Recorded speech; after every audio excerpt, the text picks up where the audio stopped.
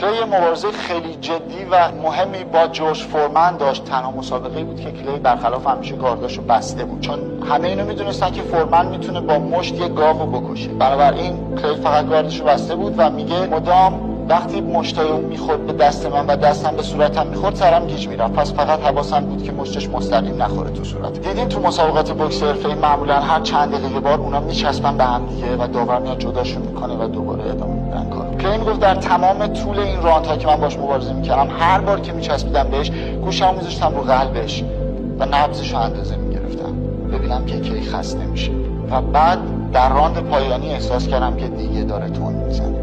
در تمام طول اون مسابقه فقط یک بار از گاردش خارج شد، فقط یک مشت به اون آدم هول پیکر زد و مسابقه رو برد. من یاد گرفتم که بعضی وقتا یه چیزایی هست که شما ازشون بدتون میاد، مثل مشت خوردن برای کلی، اما شما صبر میکنید، حوصله میکنید